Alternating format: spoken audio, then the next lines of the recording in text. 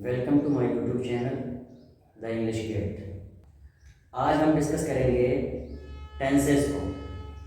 तो सबसे पहले ये जानेंगे टेंस का मीनिंग क्या होता है। टेंस का मीनिंग होता है कोई भी वक्त, कोई भी ज़माना। जैसे कि अभी हम बोल रहे हैं, ये मौजूदा ज़माना है। पीछे जो हमने काम किया था वो गुजर गया, गुजरा हुआ ज़माना, उसको माज़ी कहते हैं, भूतकाल कहते हैं हिंदी में। इसके बाद जो आने वाला है, आने वाला ज़माना है, आने वाला समय है, उसको हम कहते हैं फ्यूचर। तो हमारे टेंस जो होते हैं वो तीन तरह के होते हैं, प्रेजेंट टेंस, पास्ट और फ्यूचर। तीन कैटेगरी हमारे पास में टेंस की होती है, सिंपल प्रेजेंट, सिंपल पास्ट और सिंपल फ्यूचर। सिंपल प्रेजेंट कब हम इस्तेमाल करेंगे, कब यूज़ करेंगे, तो इसके लिए मैं आपको एक पहचान बता देता हूँ कि जब भी आप कोई भी सेंटेंस बोलते हैं जिसमें आप हैबिट को बताते हैं और उसकी पहचान ये होती है कि जिस सेंटेंस के लास्ट में ता है, ती है, ते हैं आ जाता है, तो उसको हम सिंपल प्रेजेंट बोल देते हैं, उसको हम प्रेजेंट इंडेफिनिट भी कहते हैं। इसका रूल ये होता है कि सबसे पहले इसमें सब्जेक्ट होता है, उसके बाद इसमें वर्ब की फर्स्ट फॉर्म होती है। सिंपल प्रेजेंट के अंदर वर्ब की फर्स्ट फॉर्म का यूज होता है। उसके बाद अगर ऑब्जेक्ट है तो ऑब्जेक्ट लगेगा। हाँ, यहाँ पे लिखा हुआ है एस या ई एस। एस या ई एस हम तब लगाते हैं जबकि हमारा सब्जेक्ट थर्ड पर्सन में होता है। यानी अगर आई वी है तो हम एस या ई एस का यूज वर्ब में यूज नहीं करेंगे। अगर उसके अलावा यू है जो सेकंड पर्सन है उसमें भी नहीं करेंगे। लास्ट वाला जो होता है हमारा थर्ड पर्सन, जिसमें आता है हमारा ही, शी, दे या फिर किसी का नाम, उसमें हम ही, शी के अंदर एस या ई एस का यूज करते हैं। इसकी एग्जांपल देख लीजिए। जैसा कि मैंने बताया कि इसमें सब्जेक्ट होता है, तो ही इसमें सब्जेक्ट है, he reads book, he reads book, he subject है और रीड वर्ब है, वर्ब की फर्स्ट फॉर्म है। इसमें एस लगा हुआ है क्योंकि ये इसका सब्जेक्ट हमारा थर्ड पर्सन में है और बुक ऑब्जेक्ट है। इसी तरीके से हम सिंपल पास्ट को समझ लेते हैं। सिंपल प्रेजेंट को आपने समझ लिया है तो सिंपल पास्ट को भी आप आसानी से समझ सकते हैं। सिंपल पास्ट में क्या होता है कि जब कोई भी काम हो गया, जैसे मैंने काम किया, वो चला गया, तो इसकी पहचान ये होती है कि जिस सेंटेंस के लास्ट में आ या ई आ जाता है, जैसे वो आया तो आ जाएगा लास्ट में साउंड, और वो चली गई तो ई आ गया। जिसके लास्ट में ये होता है उसको हम समझ सकते हैं कि वो सिंपल पास्ट है। सिंपल पास्ट का रूल क्या होता है, इसमें सबसे पहले सब्जेक्ट होता है जैसा कि इसमें था, और ऑब्जेक्ट भी होता है जैसा कि इसमें था, लेकिन जो चेंजिंग होती है वो वर्ब के अंदर होती है। वर्ब इसमें हमारा फर्स्ट फॉर्म में था और यहाँ पे हमारा वर्ब सेकंड फॉर्म में आ जाता है।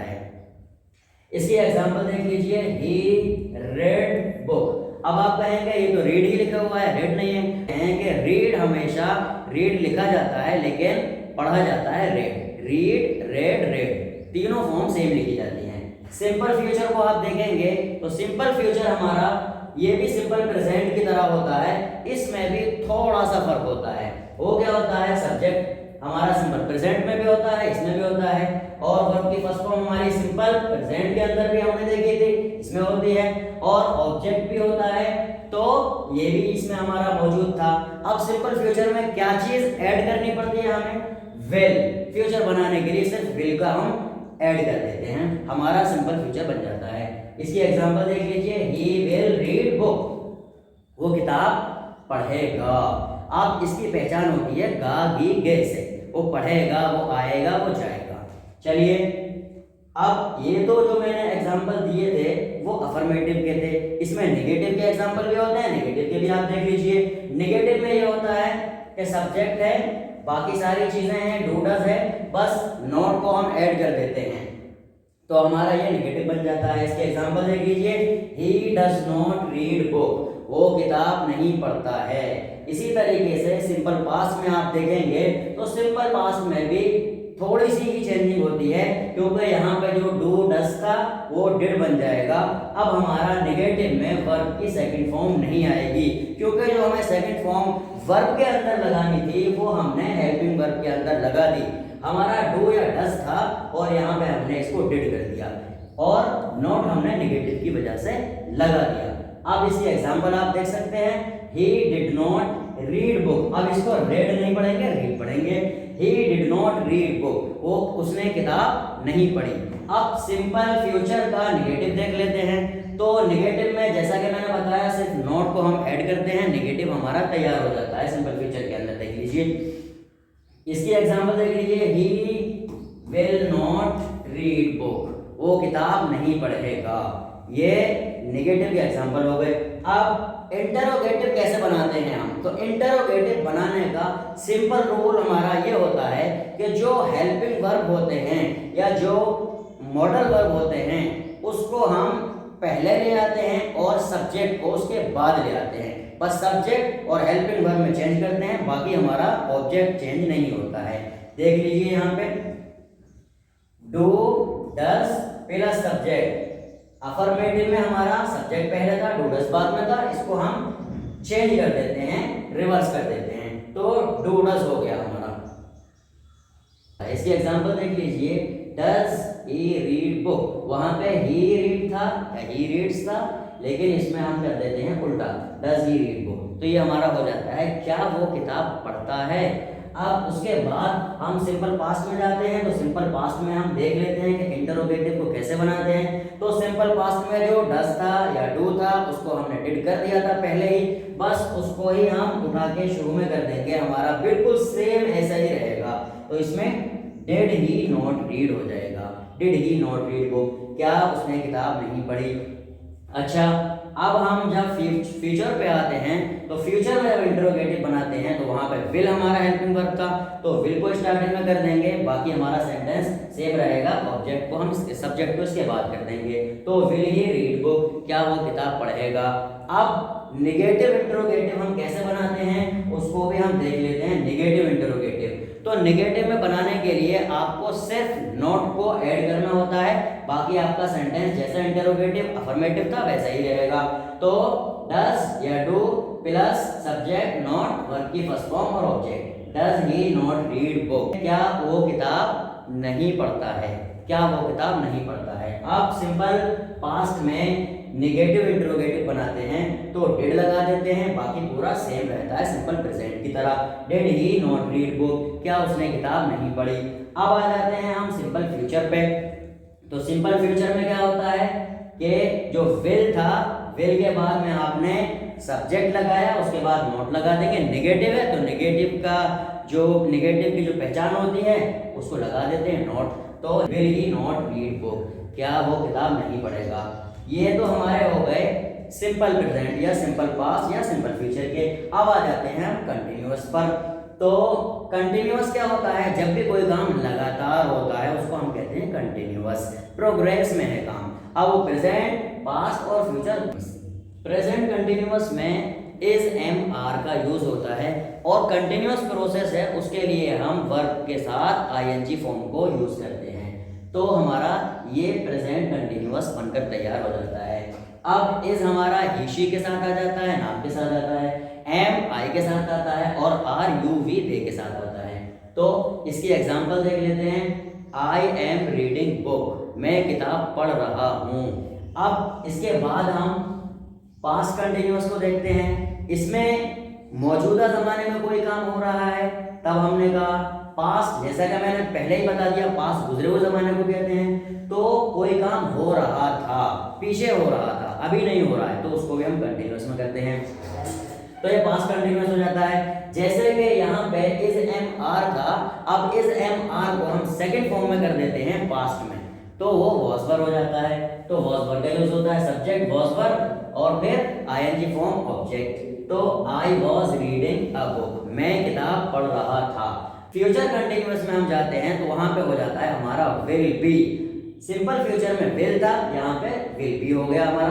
तो इसको ऐसे बना लेते हैं, I will be reading a book, मैं किताब पढ़ रहा हूँगा। फ्यूचर कंटिन्यूअस मतलब बाद में कोई काम लगातार हो रहा होगा, तब हम उसको कहते हैं फ्यूचर कंटिन्यूअस टेंस। अब उसके बाद ये हमने देखे अफर्मेटिव के एग्जांपल। अब हम नेगेटिव के एग्जांपल भी देख लेते हैं। तो नेगेटिव में नॉट को ऐड कर देते हैं, बाकी हमारा पूरा ऐसा ही रहता है। तो नेगेटिव की एग्जांपल ले लेते हैं, I am not reading a book, मैं किताब नहीं पढ़ रहा हूँ। और सिंपल पास्ट में हम इसको कैसे कहेंगे, I was not reading a book, मैं किताब नहीं पढ़ रहा था। यहाँ पे मौजूदा जमाने में कंटिन्यूअस प्रोसेस था, यहाँ पे गुजरे हुए जमाने में कंटिन्यूअस प्रोसेस था। अब हम फ्यूचर कंटिन्यूअस में देखते हैं नेगेटिव का, तो ये हो जाता है I will not be reading a book, मैं किताब नहीं पढ़ रहा हूँगा।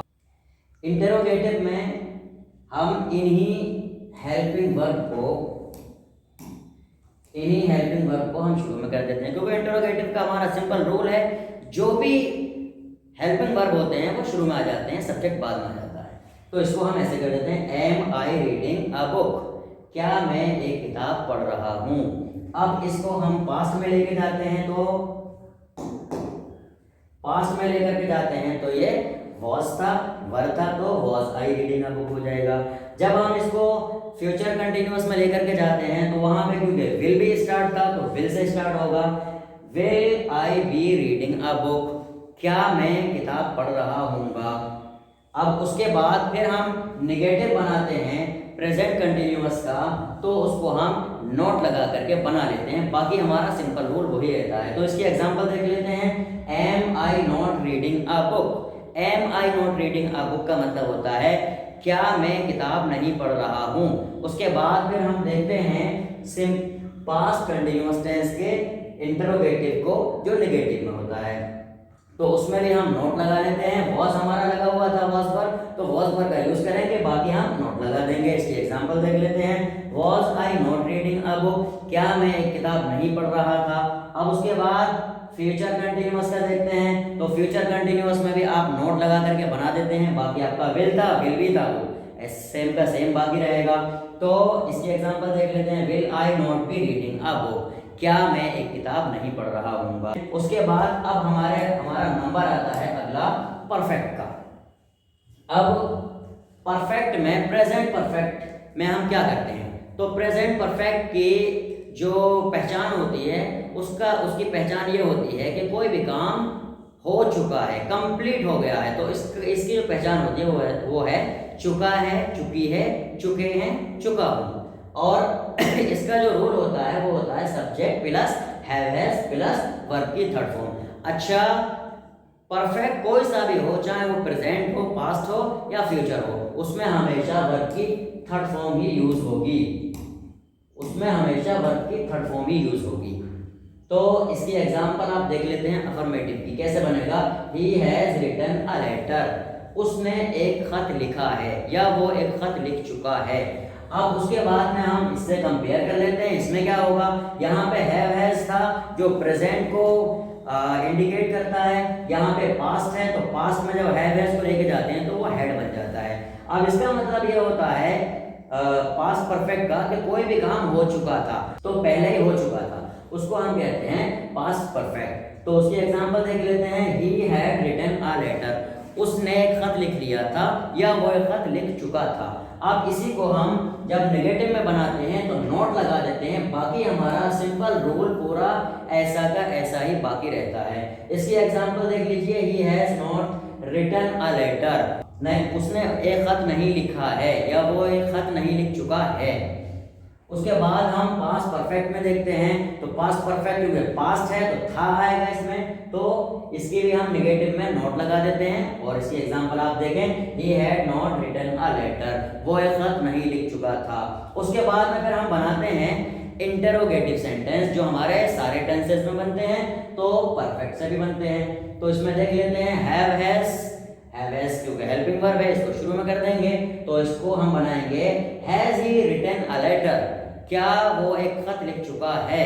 अब जब इसको हम पास्ट में बनाते हैं तो हैड आ जाता है, तो हैड को शुरू में कर देते हैं, had he written a letter, इसका रोल ये है कि लिखा हुआ है, क्या वो एक खत लिख चुका था। उसके बाद में हम नेगेटिव इंटरोगेटिव बनाते हैं, तो बस नॉट को हम ऐड कर देते हैं, बाकी हमारा जैसा इंटरोगेटिव होता है वैसा ही बाकी रहता है। उसको हम ऐसा कर देते हैं, has he not written a letter, क्या उसने खत नहीं लिखा है, क्या वो खत नहीं लिख चुका है। उसके बाद में हम पास्ट परफेक्ट के नेगेटिव इंटरोगेटिव को देखते हैं, तो उसको भी हम नोट लगा के बना लेते हैं, बाकी हमारा सेम रहता है। इसकी एग्जांपल देखिए, had he not written a letter, क्या वो एक खत नहीं लिख चुका था। ये पास्ट के और प्रेजेंट के हो गए हैं। उसके बाद हमारा नंबर आता है फ्यूचर का। तो फ्यूचर को हम कैसे बनाते हैं, विल हैव लगा करके बना देते हैं, यानी कोई भी काम हो चुका होगा, बाद में होगा लेकिन चुका होगा, तो हम उसको कहते हैं फ्यूचर परफेक्ट। तो इसमें हम विल हैव का यूज कर देते हैं। सब्जेक्ट विल हैव और वर्ब की तो थर्ड फॉर्म रहती ही है, जैसा कि मैंने आपको पहले ही बता दिया है परफेक्ट के अंदर। तो इसकी एग्जांपल देख लीजिए, I will have played cricket, I will have played cricket, मैं क्रिकेट खेल चुका हूँगा। उसके बाद नेगेटिव बना लेते हैं, तो नेगेटिव में नॉट को ऐड कर देते हैं, बाकी सेम हमारा ऐसा ही रहता है पूरा sentence. I will not have played cricket, मैं क्रिकेट नहीं खेल चुका हूँगा। उसके बाद में इंटरोगेटिव को बनाते हैं, तो विल को शुरू में कर देते हैं, बाकी हमारा सब्जेक्ट और हैव या हैज बाद में आ जाता है। बाकी पूरा ये ऐसा ही रहता है जैसा इसमें दोनों में था।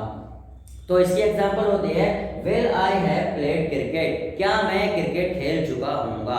अच्छा, जब इसको नेगेटिव इंटरोगेटिव में बना लेते हैं, तो बनाते हैं तो नॉट का यूज करते हैं, बाकी हमारा सेम रूल जो इंटरोगेटिव में था वैसा ही रहता है। इसकी एग्जांपल भी आप यहाँ पे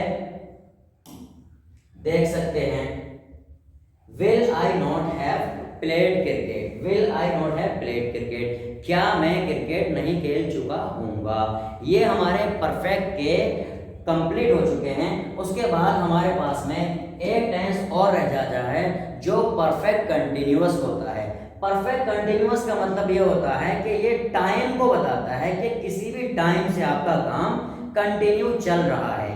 अच्छा, प्रेजेंट में है तो कंटिन्यू चल रहा है, और पास्ट में है तो कंटिन्यू चल रहा था, और फ्यूचर में है तो कंटिन्यू आपका चलता रहेगा। तो सबसे पहले प्रेजेंट परफेक्ट कंटिन्यूअस को देखते हैं। प्रेजेंट परफेक्ट कंटिन्यूअस का रूल यहाँ पे लिखा हुआ है, सब्जेक्ट प्लस हैव या हैज बीन। इसमें बीन लगा देते हैं हम, चाहे प्रेजेंट हो चाहे पास्ट हो या फिर हमारा फ्यूचर हो, इसमें बीन लग जाता है। तो subject plus have has plus been, और कंटिन्यूअस है तो वर्ब की फर्स्ट फॉर्म आईएनजी के साथ लगाते हैं, और लास्ट में हम ऑब्जेक्ट लगा देते हैं। तो ये हमारा प्रेजेंट परफेक्ट कंटिन्यूअस बन जाता है। इसकी एग्जांपल आप देखिए, he has been teaching English for 2 years। जैसा कि मैंने आपको पहले बताया कि परफेक्ट कंटिन्यूअस जो होता है वो टाइम को बताता है, उसमें टाइम का पता चलता है कि कोई भी काम किस टाइम से चल रहा है। तो he has been teaching English for 2 years, वो 2 साल से इंग्लिश पढ़ा रहा है। उसके बाद में हम जब इसको पास्ट में देखते हैं, जब पास्ट में देखते हैं तो पास्ट में हैव हैज का हेड हो जाता है, बीन ऐसे ही रहता है। तो हैव हैज बीन था, यहाँ पे हैड बीन हो जाएगा, बाकी हमारा सेम रहेगा रूल। तो इसकी एग्जांपल में क्या है, he had been teaching English for 2 years, यहाँ पे हैज बीन था और यहाँ पे हैड बीन हो जाएगा, जिसका मतलब होता है कि वो इंग्लिश पढ़ा रहा था 2 साल से। उसके बाद में फिर नेगेटिव को देखते हैं, तो नेगेटिव में सिर्फ नॉट लग जाता है।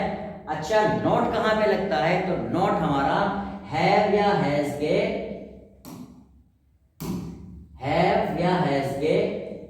बाद लगता है, बीन से पहले लगता है, यानी वो हैव बीन था अफर्मेटिव में, यहाँ पे हैव नॉट बीन हो जाता है। तो हैव या हैज और बीन इन दोनों के बीच में नॉट लग जाता है, नेगेटिव हो जाता है। इसकी एग्जांपल देखिए, he has not been teaching English for 2 years, he has been teaching English for 2 years, कि भाई वो 2 साल से इंग्लिश नहीं पढ़ा रहा है।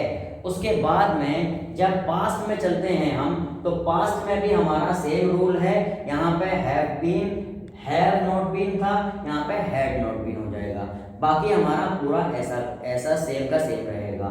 इसकी एग्जांपल आप देखें, he had not been teaching English for 2 years, वो 2 साल से इंग्लिश नहीं पढ़ा रहा था।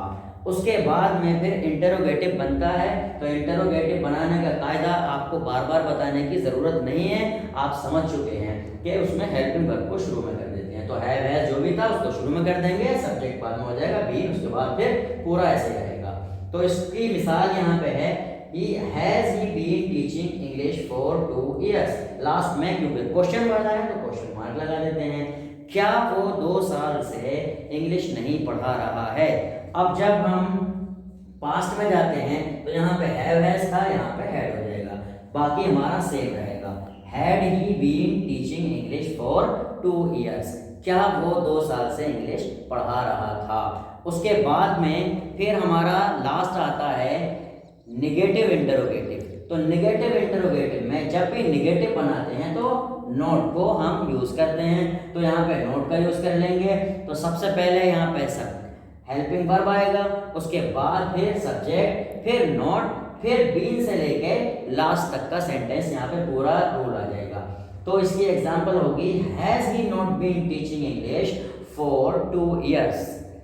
कि क्या वो 2 साल से इंग्लिश नहीं पढ़ा रहा है।